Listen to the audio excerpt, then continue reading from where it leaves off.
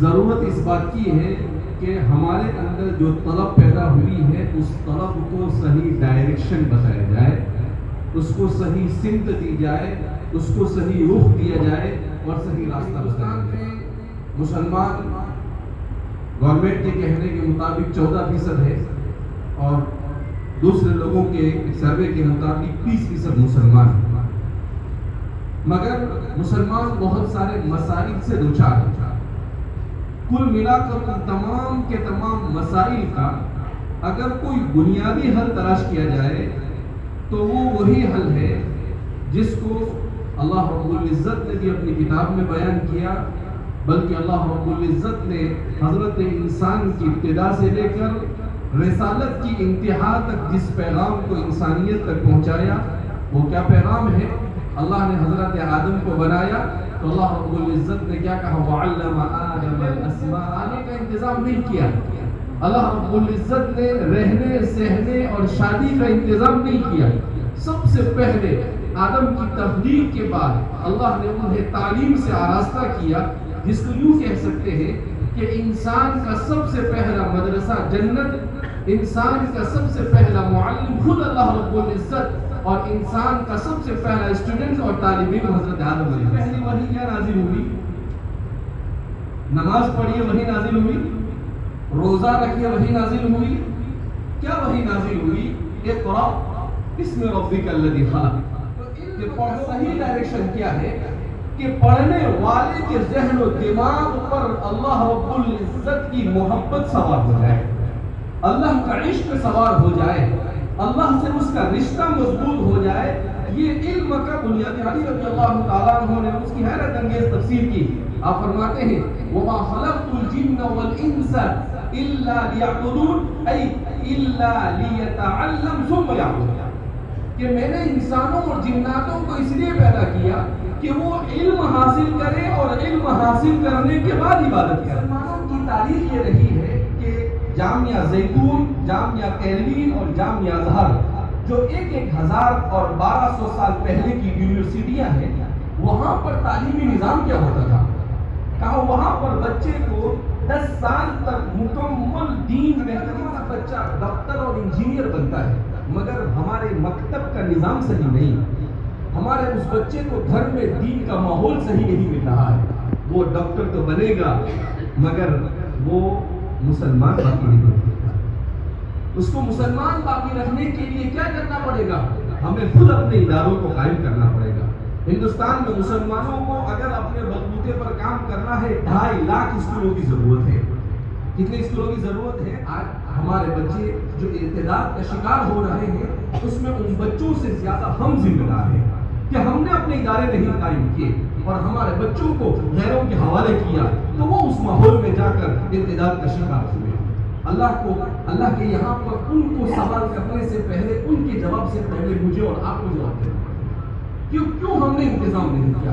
آج بھی ہم سو رہے ہیں، ابھی بھی ہمارے پاس موقع ہے کہ ہم کھڑے ہو اور اپنے دینی ماحول کے اندر اپنے اداروں کو قائم کریں۔ ہمارے اپنے بچے ہمارے پاس آ کر پڑھے، کیوں ہمارے بچے غیروں کے حوالے کریں؟ لہذا بڑی فکر مندی کے ساتھ گھروں کے ماحول کو بہتر کرنے کی ضرورت ہے۔ ہمارے والد صاحب ہمیشہ ایک بات کہتے رہتے ہیں، وہ کہتے ہیں مسلمان ڈاکٹر بھی بنے، انجینئر بھی بنے، کلیکٹر بھی بنے، انسپیکٹر بھی بنے، مگر وہ سب سے پہلے سچا اور پکا مسلمان بننا چاہیے۔ اگر وہ سچا اور پکا مسلمان نہیں بنتا ہے تو یہ ساری چیزیں کسی مصرف کی نہیں۔ کیوں کہ دنیا تو ملے گی مگر ہمیشہ کی زندگی آخرت اس کے ہاتھ سے کیا ہو جائے گی؟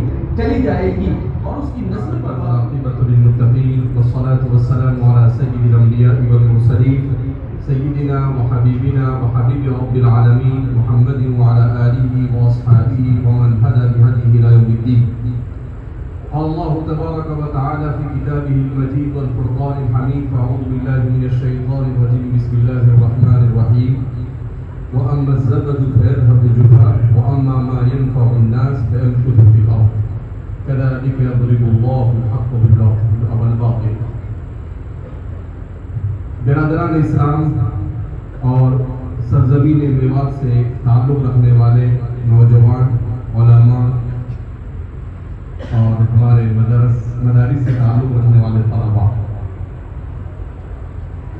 موسم ایسا ہے کہ آدمی اتنا لمبا نہیں بیٹھ سکتا ہے، مگر گرمی اور اللہ کی نندی نندی مخلوق آپ کو ستا رہی ہے، اس کے باوجود بھی آپ بیٹھے ہیں۔ اس کا مطلب یہ ہے کہ آپ میں کچھ طلب ہے، اور جہاں اللہ رب العزت اسی میں طلب دیکھتا ہے تو اللہ رب العزت اس کے لیے ترقی کے راہوں کو کھول دیتا ہے۔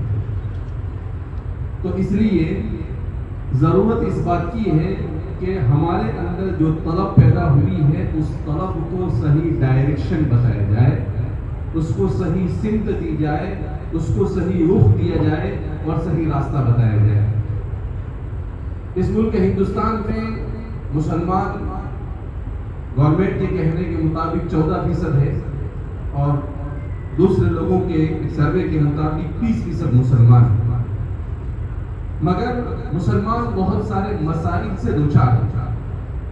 کل ملا کر ان تمام کے تمام مسائل کا اگر کوئی بنیادی حل تلاش کیا جائے تو وہ وہی حل ہے جس کو اللہ رب العزت نے بھی اپنی کتاب میں بیان کیا، بلکہ اللہ رب العزت نے حضرت انسان کی ابتدا سے لے کر رسالت کی انتہا تک جس پیغام کو انسانیت تک پہنچایا، وہ کیا پیغام ہے؟ اللہ نے حضرت آدم کو بنایا تو اللہ رب العزت نے کیا کہا؟ وَعَلَّمَ آدَمَ الْأَسْمَاءَ كُلَّهَا۔ اللہ نے آدم علیہ السلام کو اپنے ہاتھوں سے بنایا، اور بنانے کے بعد سب سے پہلے جس چیز کا انتظام کیا وہ کس کا انتظام تھا؟ علم کا انتظام۔ کس کا انتظام تھا؟ وَعَلَّمَ آدَمَ الْأَسْمَاءَ كُلَّهَا۔ اللہ نے پہلے ان کو کھانے کا انتظام نہیں کیا، اللہ رب العزت نے رہنے سہنے اور شادی کا انتظام نہیں کیا۔ سب سے پہلے آدم کی تخلیق کے بعد اللہ نے انہیں تعلیم سے آراستہ کیا، جس کو یوں کہہ سکتے ہیں کہ انسان کا سب سے پہلا مدرسہ جنت، انسان کا سب سے پہلا معلم خود اللہ رب العزت، اور انسان کا سب سے پہلا اسٹوڈنٹ اور طالب علم حضرت آدم علیہ السلام ہے۔ تو یہ انسان کی پہلی بنیاد، پہلی اینٹ یہ کس پر رکھی گئی؟ تعلیم پر رکھی گئی۔ اس کے بعد نبی کریم صلی اللہ علیہ وسلم کو اللہ رب العزت نے آخری دور میں بھیجا۔ آپ صلی اللہ علیہ وسلم پر وحی کا نزول ہوا۔ سب سے پہلی وحی کیا نازل ہوئی؟ نماز پڑھیے وحی نازل ہوئی، روزہ رکھیے وحی نازل ہوئی۔ کیا وحی نازل ہوئی؟ اقرأ بسم ربک الذی خلق، کہ پڑھو اللہ کے نام سے۔ یہاں پر ایک سوال پیدا ہوتا ہے کہ آدم علیہ السلام کو پڑھنے کو نہیں کہا گیا، وَعَلَّمَ آدَمَ الْأَسْمَاءَ کہا، اور یہاں پڑھنے کے لیے کہا گیا؟ دونوں میں فرق کیوں ہے؟ تو اس لیے فرق ہے کہ آدم علیہ السلام کو جب تعلیم دی جا رہی تھی اس وقت ابھی کیریکولم، سلیبس اور کتابیں تیار نہیں تھی، بلکہ ابھی تیاری اس کی شروع ہو رہی تھی۔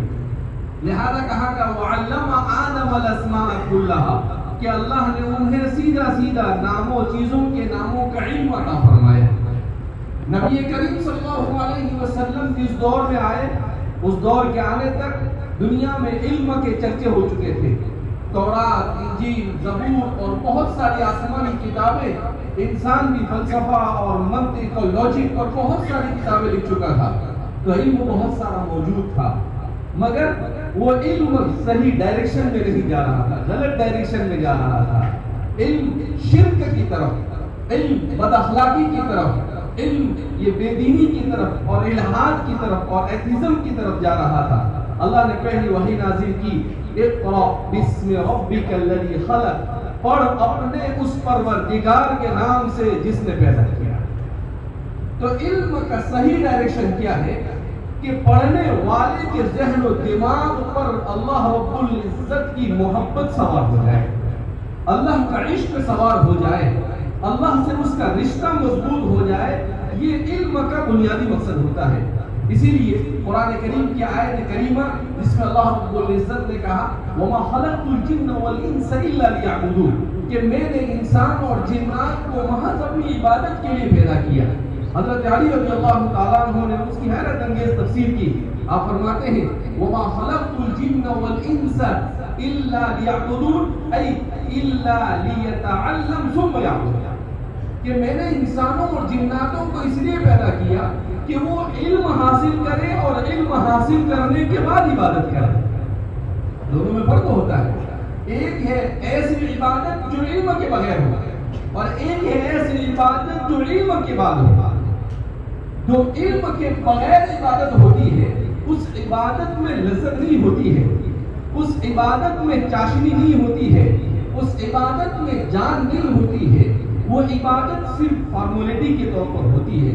لیکن جہاں پر انسان ہر اپنی عبادت کی ہر چیز کو سمجھ کر کرتا ہے تو وہاں پر انسان کی عبادت میں چاشنی پیدا ہوتی ہے، اس میں لذت پیدا ہوتی ہے۔ اسی لیے نبی کریم صلی اللہ علیہ وسلم پر پہلی وحی نازل کی گئی اقرا، اس سے خلاصہ یہ نکلتا ہے کہ انسان کی کامیابی کا سب سے بنیادی راستہ ہے علم حاصل کرنا اور مطالعہ اور قراءت کرنا اور پڑھنا۔ اس کے بغیر انسانی کوئی بھی معاشرہ ترقی نہیں کر سکتا ہے۔ آپ نبی کریم صلی اللہ علیہ وسلم کے بعد آنے والی پوری تاریخ کا مطالعہ کریں، جس معاشرے کا رشتہ کتاب کے ساتھ مضبوط ہوا وہ معاشرہ ترقی کرتا رہا، اور جس معاشرے کا رشتہ بریانی کے ساتھ مضبوط ہوا وہ معاشرہ تنزل کرتا رہا۔ میں نے سنا ہے کہ آپ کے یہاں بریانی بڑی مشہور ہے، اور ایسی بریانی ملتی ہے کہ جس کے اوپر تیل بہت زیادہ ہوتا ہے، اگر تیل نہ ڈالا جائے تو بریانی والے کے ساتھ مار پیٹ بھی ہو سکتی ہے۔ اب صحیح غلط مجھے نہیں معلوم ہے، لیکن ایسا بتایا گیا ہے کہ جو بریانی ہوتی ہے اس بریانی پر 2 انچ 1.5 انچ یا 3 انچ تیل ہونا چاہیے، تو جا کر آپ کھاتے ہیں۔ اگر نہیں ڈالا تو وہ بیچارہ پیٹ بھی سکتا ہے کہ بھئی تیل کیوں نہیں ڈالا۔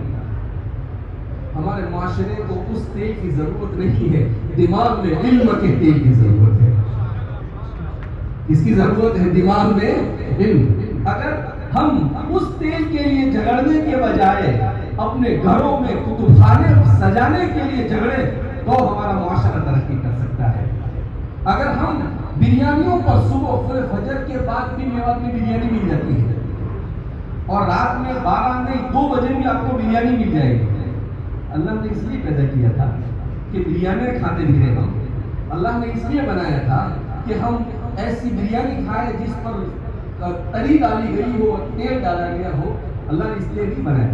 اللہ نے یہ گوشت کھانے کے لیے شیر کو بنایا۔ آپ کو معلوم ہے شیر کو ایک وقت میں کھانے کے لیے کتنا گوشت چاہیے؟ 27 کلو گوشت چاہیے۔ کتنا گوشت چاہیے؟ تو اللہ نے اس کو بنایا کہ بھائی تو شکار کر اور کھا جتنا کھانا ہو۔ لیکن انسان کو اس کے لیے نہیں بنایا۔ انسان کو اللہ نے کیوں بنایا؟ اللہ نے اس لیے بنایا، اسے اللہ نے انسان کو عقل عطا فرمائی۔ یہ عقل ہے، انسان کا دماغ کیسا زبردست ہے۔ جیسے سر نے کہا کہ انسان کا خود اپنے آپ کو نہیں پہچانا۔ انسان کیا ہے؟ رسول اللہ فَأَنْسَاهُمْ أَنفُسَهُمْ، اللہ خود فرماتے ہیں کہ جو اللہ کو بھلا دیتا ہے اللہ خود اس کو اپنی ذات سے بے خبر کر دیتا ہے۔ انسانی معاشرے نے جب اللہ کو بھلا دیا، وہ پیٹ کے پیچھے، وہ جیب کے پیچھے، اور وہ پیسوں کے پیچھے، وہ کرسی کے پیچھے، وہ نام و نمود کے پیچھے دوڑنے لگا، تو اللہ رب العزت نے خود اپنی ذات سے اس کو ناواقف کر دیا۔ نسوا اللہ فانساهم انفسهم، اللہ نے کہا کہ تو کیا کرے گا؟ اللہ نے اسی لیے روزی کا ذمہ دار اپنے آپ کو بنایا۔ اللہ رب العزت نے اسی لیے عزت اپنے ہاتھ میں رکھی ہے، کیونکہ اللہ کو معلوم تھا کہ اگر انسانوں کو میں روزی اور عزت دے دوں گا تو یہ پتہ نہیں آپس میں کیا کیا کریں گے۔ اس لیے اللہ نے کہا ان اللہ هو الرزاق ذو القوة المتین، رزق دینے والی ذات کس کی ہے؟ اللہ کی ہے۔ ان العزت للہ جميعا، عزت دینے والی ذات کس کی ہے؟ اللہ کی۔ اب اللہ رب العزت نے نظام بنایا کہ عزت کس کو ملتی ہے؟ عزت اسے ملتی ہے جو قربانیاں دیتا ہے۔ جو کیا دیتا ہے؟ قربانیاں۔ قربانیاں آپ کہیں کہ اچھا، بہت اچھا فارمولہ بتایا مولانا نے، قربانی ایک ہفتہ ہی بچا ہوا ہے اور آ رہی ہے، ٹھیک ہے قربانی کریں گے اور خوب کھائیں گے۔ ارے بھائی وہ قربانی نہیں، اپنی خواہشات کی قربانی، اپنی خواہشات کی قربانی۔ کہ بریانی کھانے کا شوق ہوا، 100 روپے ہے، آپ کہیں نہیں میں بریانی نہیں کھاؤں گا، میں ایک اچھی سی کتاب خریدوں گا اور اپنے گھر میں جا کر رکھوں گا۔ آپ کے دل میں یہ آیا کہ میرے پاس 500 روپے ہے، اس 500 روپے سے میں بہترین آئس کریم جا کر کھاؤں گا، کسی اچھی ہوٹل میں جا کر کھاؤں گا؟ نہیں، آپ نے کہا نہیں، وہ کھاؤں گا تو کیا ہوگا؟ کوئی فائدہ نہیں ہونے والا ہے، تھوڑی دیر کے لیے فائدہ ہوگا۔ میں 500 روپے کی ڈکشنری خریدوں گا اور میرے بچوں کو جا کر رکھوں گا، تو میرا بچہ اپنا جو مسئلہ نہیں سمجھ میں آئے گا وہ اس لغت اور ڈکشنری کے اندر میں حل کرے گا۔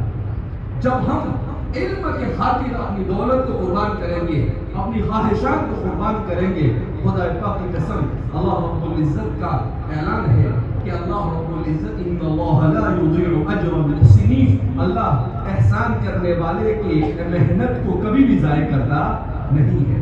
لہذا ہمارے معاشرے کو علم کی ضرورت ہے، اور علم کی کس طرح سے ضرورت ہے ہمارے معاشرے کو، دو بات کہہ کر میں اپنی بات کو ختم کروں گا، آپ کو بہت زیادہ صبر کے مرحلے سے گزرنے کی نوبت نہ آئے۔ ایک تو یہ کہ علم ہے، علم دین اور علم دنیا، یہ دو علم ہے۔ شیخ الاسلام فقیہ الاسر حضرت مولانا تقی عثمانی صاحب نے بڑی اچھی بات کہی ہے۔ حضرت نے لکھا ہے کہ جب پاکستان بنا تو ہمارے والد صاحب مفتی شفیع صاحب، معارف القرآن جنہوں نے لکھی ہے، مفتی شفیع صاحب کے بارے میں حضرت کے عجیب بات لکھی ہے، کہا کہ اللہ کے ذکر کے ایسے عادی تھے کہ لا الہ الا اللہ ان کا تکیے کا نام تھا، یعنی جب کچھ کام نہیں ہوتا تو ان کی زبان سے لا الہ الا اللہ جاری ہو جاتا تھا، اس کے علاوہ اور کوئی فضول کا لفظ اپنی زبان سے نہیں نکالتے تھے۔ تو مفتی شفیع صاحب نے کہا، اس موقع پر تقریر کی اور اس تقریر میں یہ کہا کہ اس ملک کو جو اسلام کے نام پر بنا ہے، اسے دارالعلوم دیوبند کے نصاب کی ضرورت نہیں، اسے ندوۃ العلماء کے نصاب کی ضرورت نہیں ہے، اسے علی گڑھ کے نصاب کی ضرورت نہیں ہے۔ تو لوگوں کو تعجب ہوا کہ دارالعلوم دیوبند کا پڑھا ہوئے مولانا ہی نہیں مفتی صاحب ہے، اور وہ کہہ رہے ہیں کہ دارالعلوم دیوبند کے نصاب کی ضرورت نہیں ہے۔ اور اس کے بعد حضرت نے کہا کہ دارالعلوم دیوبند اور ندوۃ العلماء اور علی گڑھ یہ ایک مخصوص حالات میں ان مدارس کا قیام عمل میں آیا۔ اگر اس وقت دارالعلوم دیوبند کو نہیں بنایا گیا ہوتا اور ہمارے اکابرین نے اس کی بنیاد صرف خالص علم دین کے لیے نہ رکھی ہوتی تو آج ہندوستان کی حالت تو اندلس اور غرناطہ سے بھی زیادہ خطرناک ہے۔ لیکن اللہ جزائے خیر عطا فرمائے، حضرت حجت الاسلام حضرت مولانا قاسم صاحب نانوتوی نور اللہ قدرہ کو، حضرت مولانا رشید احمد گنگوہی، حاجی امداد اللہ صاحب مہاجر مکی رحمۃ اللہ علیہ اور آپ کے شعبہ کو کہ آپ نے دارالعلوم دیوبند کی بنیاد ڈالی۔ اس کے بعد آپ نے کہا کہ اس وقت اگر وہ نہ ہوتا تو ہمارا دین ختم ہو جاتا، ہماری نسلوں میں دین باقی نہ رہتا، مگر اب حالات بدل چکے ہیں۔ مسلمانوں کی تاریخ یہ رہی ہے کہ جامعہ زیتون، جامعہ قیروین اور جامعہ ازہر جو 1000 اور 1200 سال پہلے کی یونیورسٹیاں ہیں، وہاں پر تعلیمی نظام کیا ہوتا تھا؟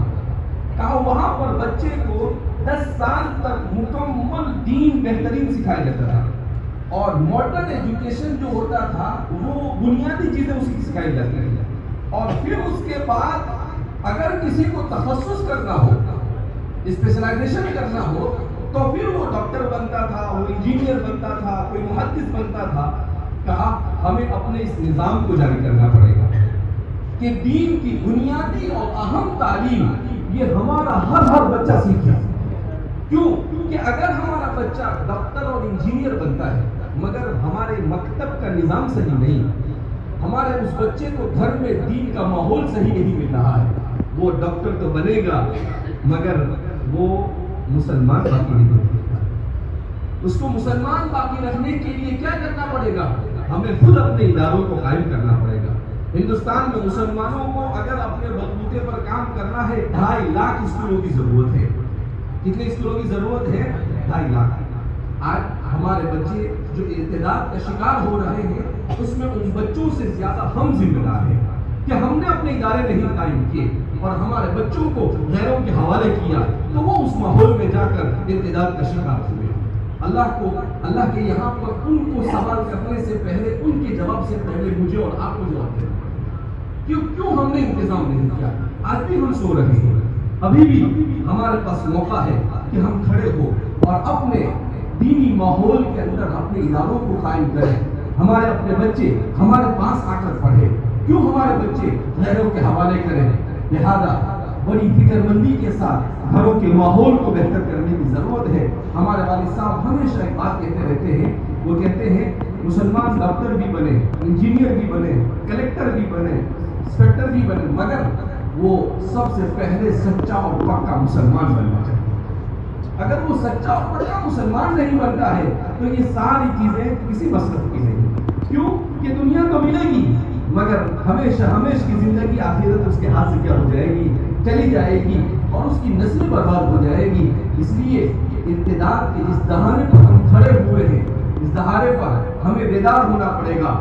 اپنے بچوں کو جس کی کیپیسٹی ہے کہ وہ دونوں علم اچھی طریقے سے کیچ کر سکتا ہے، اسے دونوں علم سکھانے ہوں گے. جس کی کیپیسٹی نہیں ہے اسے دین تو پہلے فرصت میں ہمیں اسے سکھانا ہوگا، اپنے گھر کے ماحول کو دینی بنانا ہوگا. اس لیے کہ آج ہم سب کے ہاتھوں میں موبائل آ گئے ہیں، ٹیکنالوجی کے دور سے گزر رہے ہیں اور ٹیکنالوجی دو طریقے سے ہمیں ہلاک اور برباد کر رہی ہے. ایک تو یہ کہ اس موبائل کی وجہ سے اور اس ٹیکنالوجی کی وجہ سے ہم اپنے وقت کو برباد کر رہے ہیں. پہلے ایک آدمی کو اگر خط لکھنا ہو دوسرے شہر تو وہ آدھا گھنٹہ خط لکھتا تھا، پھر پوسٹ آفس میں جا کر ڈالتا تھا جب جا کر. لیکن آج اگر آپ کو بات کرنی ہے کسی سے، ایک کال لگاؤ بات ہو جاتی ہے، تو آپ 1 گھنٹے کا جو خرچ ہو رہا تھا وہ کتنی دیر میں ہو رہا ہے؟ 2 منٹ میں. لیکن پھر دوسرا سوال پیدا ہوتا ہے، اس کے بعد جو 58 منٹ بچی، ان بچی ہوئی منٹوں کو ہم نے کہاں پر استعمال کیا؟ ہم نے ان کو گیم کھیلنے میں استعمال کیا، ہم نے اسے واٹس ایپ اور فیس بک کے اوپر استعمال کیا، ہم نے اسے صحیح جگہ پر استعمال نہیں کیا. جب نہیں استعمال کیا تو یہ ٹیکنالوجی میرے اور آپ کی کسی کام کی نہیں. اگر ہم اپنے وقت کو اس پر برباد کر رہے ہیں، اس پر ہم اپنے بچوں کو موبائل دے دیتے ہیں اور آپ کہہ رہے ہیں کہ ہمارے بچے ڈرگ ایڈکٹ بن رہے ہیں، ڈرگس کے عادی بن رہے ہیں، ہمارے بچے پڑھ نہیں رہے ہیں. کیوں موبائل دیا اس کو؟ کیا ضرورت ہے آپ کو موبائل دینے کی؟ ہم فخر سے کہتے ہیں ارے میرا 3 سال کا بچہ ہے، ایسا موبائل میں وائس سے جو بھی چاہے وہ یوٹیوب کے اوپر سرچ کرتا ہے. کون سا کمال کر دیا اس نے؟ آپ نے اس کو جہنم کی طرف بھیج دیا. اس لیے تربیت کے میدان میں جو ہم پیچھے ہیں اس میں ہمیں سیریس آنے کی ضرورت ہے اور اس کو اپنے ذہن و دماغ پر سوار کرنے کی ضرورت ہے کہ ہم اپنے گھروں کو ایمانی اور اسلامی ماحول سے آراستہ کریں، ہم اپنے اخلاق کو سنواریں. حضرت مولانا وسیع اللہ صاحب کی بات ایک اپنی بات کو ختم کرتا ہوں. حضرت فرماتے تھے کہ آج کے معاشرے میں دینداری ہے مگر اخلاق نہیں. اور آپ نے عجیب بات کہی، آپ نے کہا چاہے کتنی دینداری ہوگی آپ کے پاس، آپ کتنی نمازیں اور تہجد پڑھتے ہوں گے، مگر آپ کے اخلاق صحیح نہیں ہوں گے، جہنم کے بالکل نچلے طبقے میں آپ کو ڈالیں. اور اگر آپ کی دینداری کے ساتھ آپ کے اخلاق اچھے ہوں گے، آپ کی زبان سے آپ کسی کو تکلیف نہیں پہنچائیں گے، آپ کے ہاتھ سے کسی کو تکلیف نہیں پہنچائیں گے اور آپ بہترین اخلاق کے ساتھ زندگی گزاریں گے، عبادت میں کمی ہوگی، اللہ آپ کے اخلاق کی وجہ سے آپ کو جنت کے سب سے اونچے مقام پر پہنچائے گا. اور حدیث پاک میں خود نبی کریم صلی اللہ علیہ وسلم نے ارشاد فرمایا کہ بہت سارے وہ لوگ جو پوری رات عبادت نہیں کرتے مگر حسن اخلاق کی وجہ سے پوری رات عبادت کرنے والوں سے آگے بڑھ جاتے ہیں. لہذا ہمیں اپنے اخلاق کی اصلاح کرنے کی ضرورت ہے کہ ہماری گاڑی ہم کہاں کھڑی کرتے ہیں، ہم اپنی گاڑی کیسے چلاتے ہیں، ہم جہاں ہارن مارنا چاہیے وہاں ہارن مارتے ہیں یا نہیں مارتے ہیں، ہم اپنے پڑوسی کو تکلیف تو نہیں دے رہے ہیں. تو ایسی ساری چیزوں کو ہمیں اصلاح کرنے کی ضرورت ہے.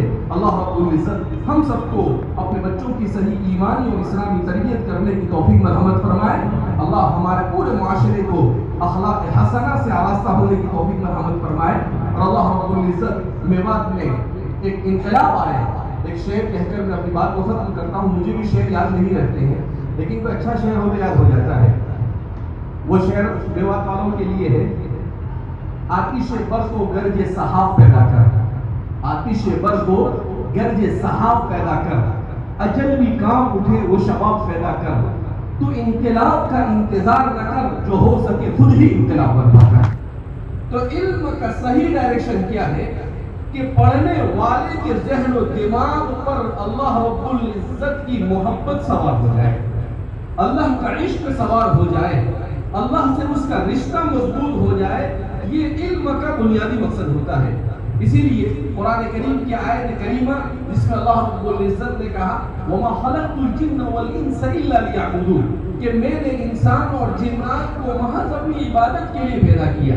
حضرت علی رضی اللہ تعالیٰ عنہ نے اس کی حیرت انگیز تفسیر کی، آپ فرماتے ہیں وَمَا خَلَقْتُ الْجِنَّ وَالْإِنسَ إِلَّا لِيَعْبُدُونَ أي إِلَّا لِيَتَعَلَّمْ ثُمَّ يَعْبُدُونَ، کہ میں نے انسانوں اور جناتوں کو اس لیے پیدا کیا کہ وہ علم حاصل کرے اور علم حاصل کرنے کے بعد عبادت کرے۔ دونوں میں فرق ہوتا ہے، ایک ہے ایسی عبادت جو علم کے بغیر ہو اور ایک ہے ایسی عبادت جو علم کے بعد ہو۔ جو علم کے بغیر عبادت ہوتی ہے اس عبادت میں لذت نہیں ہوتی ہے، اس عبادت میں چاشنی نہیں ہوتی ہے، اس عبادت میں جان نہیں ہوتی ہے، وہ عبادت صرف فارمولیٹی کے طور پر ہوتی ہے۔ لیکن جہاں پر انسان ہر اپنی عبادت کی ہر چیز کو سمجھ کر کرتا ہے تو وہاں پر انسان کی عبادت میں چاشنی پیدا ہوتی ہے، اس میں لذت پیدا ہوتی ہے۔ اسی لیے نبی کریم صلی اللہ علیہ وسلم پر پہلی وحی نازل کی گئی اقرا، اس سے خلاصہ یہ نکلتا ہے کہ انسان کی کامیابی کا سب سے بنیادی راستہ ہے علم حاصل کرنا اور مطالعہ اور قراءت کرنا اور پڑھنا۔ اس کے بغیر انسانی کوئی بھی معاشرہ ترقی نہیں کر سکتا ہے۔ آپ نبی کریم صلی اللہ علیہ وسلم کے بعد آنے والی پوری تاریخ کا مطالعہ کریں، جس معاشرے کا رشتہ کتاب کے ساتھ مضبوط ہوا وہ معاشرہ ترقی کرتا رہا، اور جس معاشرے کا رشتہ بریانی کے ساتھ مضبوط ہوا وہ معاشرہ ترقی کرتا رہا۔ میں نے سنا ہے کہ آپ کے یہاں بریانی بڑی مشہور ہے، اور ایسی بریانی ملتی ہے کہ جس کے اوپر تیل بہت زیادہ ہوتا ہے، اگر تیل نہ ڈالا جائے تو بریانی والے کے ساتھ مار پیٹ بھی ہو سکتی ہے۔ انسان کو اللہ نے کیوں بنایا؟ اللہ نے اس لیے بنایا، اسے اللہ نے انسان کو عقل عطا فرمائی۔ یہ عقل ہے، انسان کا دماغ کیسا زبردست ہے، جیسے سر نے کہا کہ انسان کا خود اپنے آپ کو نہیں پہچانا۔ انسان کیا ہے؟ نسوا اللہ فانساہم انفسہم، اللہ خود فرماتے ہیں کہ جو اللہ کو بھلا دیتا ہے اللہ خود اس کو اپنی ذات سے بے خبر کر دیتا ہے۔ انسانی معاشرے نے جب اللہ کو بھلا دیا، وہ پیٹ کے پیچھے، وہ جیب کے پیچھے، اور وہ پیسوں کے پیچھے، وہ کرسی کے پیچھے، وہ نام و نمود کے پیچھے دوڑنے لگا، تو اللہ رب العزت نے خود اپنی ذات سے اس کو ناواقف کر دیا۔ نسوا اللہ فانساہم انفسہم، اللہ نے کہا کہ تو کیا کرے گا؟ اللہ نے اسی لیے روزی کا ذمہ دار اپنے آپ کو بنایا۔ اللہ رب العزت نے اسی لیے عزت اپنے ہاتھ میں رکھی، کیونکہ اللہ کو معلوم تھا کہ اگر انسانوں کو میں روزی اور عزت دے دوں گا تو یہ پتہ نہیں آپس میں کیا کیا کریں گے۔ اس لیے اللہ نے کہا ان اللہ هو الرزاق ذو القوة المتین، رزق دینے والی ذات کس کی ہے؟ اللہ کی ہے۔ ان العزت للہ جمیعا، عزت دینے والی ذات کس کی ہے؟ اللہ کی۔ اب اللہ رب العزت نے نظام بنایا کہ عزت کس کو ملتی ہے؟ عزت اسے ملتی ہے جو قربانیاں دیتا ہے۔ جو کیا دیتا ہے؟ قربانیاں، اپنی خواہشات کی قربانی، اپنی خواہشات کی قربانی۔ کہ بریانی کھانے کا شوق ہوا، 100 روپے ہے، آپ کہیں نہیں میں بریانی نہیں کھاؤں گا، میں ایک اچھی سی کتاب خریدوں گا اور اپنے گھر میں جا کر رکھوں گا۔ آپ کے دل میں یہ آیا کہ میرے پاس 500 روپے ہے، اس 500 روپے سے میں بہترین آئس کریم جا کر کھاؤں گا، کسی اچھی ہوٹل میں جا کر کھاؤں گا۔ نہیں، آپ نے کہا نہیں، وہ کھاؤں گا تو کیا ہوگا؟ کوئی فائدہ نہیں ہونے والا ہے، تھوڑی دیر کے لیے فائدہ ہوگا۔ میں 500 روپے کی ڈکشنری خریدوں گا اور میرے بچوں کو جا کر رکھوں گا، تو میرا بچہ اپنا جو مسئلہ نہیں سمجھ میں آئے گا وہ اس لغت اور ڈکشنری کے اندر میں حل کرے گا۔ جب ہم علم کے خاطر اپنی دولت کو قربان کریں گے، اپنی خواہشات کو قربان کریں گے، خدا پاک کی قسم اللہ رب العزت کا اعلان ہے کہ اللہ رب العزت ان اللہ لا یضیع اجر المحسنین، اللہ احسان کرنے والے کی محنت کو کبھی بھی ضائع کرتا نہیں ہے۔ لہذا ہمارے معاشرے کو علم کی ضرورت ہے، اور علم کی کس طرح سے ضرورت ہے ہمارے معاشرے کو. دو بات کہہ کر میں اپنی بات کو ختم کروں گا، آپ کو بہت زیادہ صبر کے مرحلے سے گزرنے کی نوبت نہ آئے. ایک تو یہ کہ علم ہے، علم دین اور علم دنیا، یہ دو علم ہے. شیخ الاسلام فقیہ الاسر حضرت مولانا تقی عثمانی صاحب نے بڑی اچھی بات کہی ہے. حضرت نے لکھا ہے کہ جب پاکستان بنا تو ہمارے والد صاحب مفتی شفیع صاحب معارف القرآن جنہوں نے لکھی ہے، مفتی شفیع صاحب کے بارے میں حضرت کے عجیب بات لکھی ہے. کہا کہ اللہ کے ذکر کے ایسے عادی تھے کہ لا الہ الا اللہ ان کا تکیے کا نام تھا. یعنی جب کچھ کام نہیں ہوتا تو ان کی زبان سے لا الہ الا اللہ جاری ہو جاتا تھا، اس کے علاوہ اور کوئی فضول کا لفظ اپنی زبان سے نہیں نکالتے تھے. تو مفتی شفیع صاحب نے کہا اس موقع پر تقریر کی، اور اس تقریر میں یہ کہا کہ اس ملک کو جو اسلام کے نام پر بنا ہے، اسے دارالعلوم دیوبند کے نصاب کی ضرورت نہیں، اسے ندوۃ العلماء کے نصاب کی ضرورت نہیں ہے، اسے علی گڑھ کے نصاب کی ضرورت نہیں ہے. تو لوگوں کو تعجب ہوا کہ دارالعلوم دیوبند کا پڑھا ہوئے مولانا ہی نہیں مفتی صاحب ہے، اور وہ کہہ رہے کہ دارالعلوم دیوبند کے نصاب کی ضرورت نہیں ہے. اور اس کے بعد حضرت نے کہا کہ دارالعلوم دیوبند اور ندوۃ العلماء اور علی گڑھ یہ ایک مخصوص حالات میں ان مدارس کا قیام عمل میں آیا. اگر اس وقت دارالعلوم دیوبند کو نہیں بنایا گیا ہوتا اور ہمارے اکابرین نے اس کی بنیاد صرف خالص علم دین کے لیے نہ رکھی ہوتی تو آج ہندوستان کی حالت تو اندلس اور غرناطہ سے بھی زیادہ خطرناک ہے. لیکن اللہ جزائے خیر عطا فرمائے حضرت حجت الاسلام حضرت مولانا قاسم صاحب نانوتوی نور اللہ قدرہ کو، حضرت مولانا رشید احمد گنگوہی، حاجی امداد اللہ صاحب مہاجر مکی رحمۃ اللہ علیہ اور آپ کے طلباء کو کہ آپ نے دارالعلوم دیوبند کی بنیاد ڈالی. اس کے بعد آپ نے کہا کہ اس وقت اگر وہ نہ ہوتا تو ہمارا دین ختم ہو جاتا، ہماری نسلوں میں دین باقی نہ رہتا. مگر اب حالات بدل چکے ہیں. مسلمانوں کی تاریخ یہ رہی ہے کہ جامعہ زیتون، جامعہ کیروین اور جامعہ ازہر جو 1000 اور 1200 سال پہلے کی یونیورسٹیاں ہیں، وہاں پر تعلیمی نظام کیا ہوتا تھا؟ کہا وہاں پر بچے کو 10 سال تک مکمل دین بہترین سکھایا جاتا تھا، اور ماڈرن ایجوکیشن جو ہوتا تھا وہ بنیادی چیزیں اس کی سکھائی جاتی ہیں. اور پھر اس کے بعد اگر کسی کو تخصص کرنا ہو، اسپیشلائزیشن کرنا ہو، تو پھر وہ ڈاکٹر بنتا تھا، وہ انجینئر بنتا تھا، کوئی محدث بنتا تھا.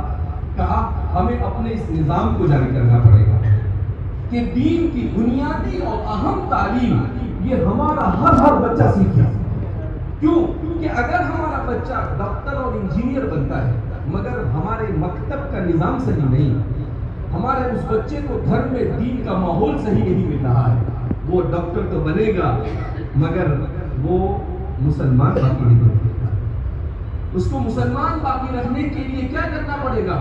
ہمیں خود اپنے اداروں کو قائم کرنا پڑے گا. ہندوستان میں مسلمانوں کو اگر اپنے بلبوتے پر کام کرنا ہے 2.5 لاکھ اسکولوں کی ضرورت ہے. کتنے اسکولوں کی ضرورت ہے؟ 2.5 لاکھ.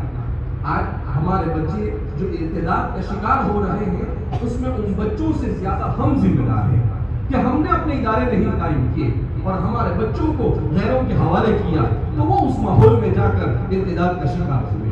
اللہ کے یہاں پر ان کو سوال کرنے سے پہلے، ان کے جواب سے پہلے مجھے اور آپ کو جواب دینا. کیوں ہم نے انتظام نہیں کیا؟ آج بھی ہم سو رہے ہیں. ابھی بھی ہمارے پاس موقع ہے کہ ہم کھڑے ہو اور اپنے دینی ماحول کے اندر اپنے اداروں کو قائم کریں. ہمارے اپنے بچے ہمارے پاس آ کر پڑھے، کیوں ہمارے بچے غیروں کے حوالے کریں؟ لہذا بڑی فکر مندی کے ساتھ گھروں کے ماحول کو بہتر کرنے کی ضرورت ہے. ہمارے والد صاحب ہمیشہ ایک بات کہتے رہتے ہیں، وہ کہتے ہیں مسلمان ڈاکٹر بھی بنے، انجینئر بھی بنے، کلیکٹر بھی بنے، انسپیکٹر بھی بنے، مگر وہ سب سے پہلے سچا اور پکا مسلمان بننا چاہیے. اگر وہ سچا اور پکا مسلمان نہیں بنتا ہے تو یہ ساری چیزیں کسی مصرف کی نہیں. کیوں کہ دنیا تو ملے گی مگر ہمیشہ کی زندگی آخرت اس کے ہاتھ سے کیا ہو جائے گی، چلی جائے گی اور اس کی نسل برباد ہو جائے گی. اس لیے ارتداد کے جس دہانے پر ہم کھڑے ہوئے ہیں، اس सहारे पर हमें बेदार होना पड़ेगा। अपने बच्चों को जिसकी कैपेसिटी है कि वो दोनों इल्म अच्छी तरीके से कैच कर सकता है, उसे दोनों इल्म सिखाने होंगे। जिसकी कैपेसिटी नहीं है उसे दीन तो पहले फुर्सत में हमें उसे सिखाना होगा, अपने घर के माहौल को दीनी बनाना होगा। इसलिए कि आज हम सब के हाथों में मोबाइल आ गए हैं, टेक्नोलॉजी के दौर से गुजर रहे हैं और टेक्नोलॉजी दो तरीके से हमें हलाक और बर्बाद कर रही है। एक तो ये कि इस मोबाइल की वजह से और इस टेक्नोलॉजी की वजह से हम अपने वक्त को बर्बाद कर रहे हैं। पहले एक आदमी को अगर खत लिखना हो दूसरे शहर तो वो आधा घंटा खत लिखता था, फिर पोस्ट ऑफिस में जाकर डालता था जब जाकर। लेकिन आज अगर आपको बात करनी है किसी से तो एक कॉल लगाओ, बात हो जाती है।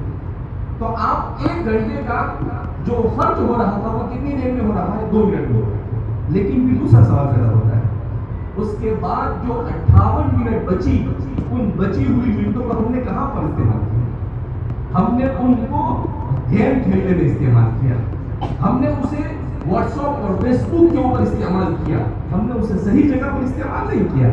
जब नहीं इस्तेमाल किया तो ये टेक्नोलॉजी मेरे और आपके किसी काम की नहीं।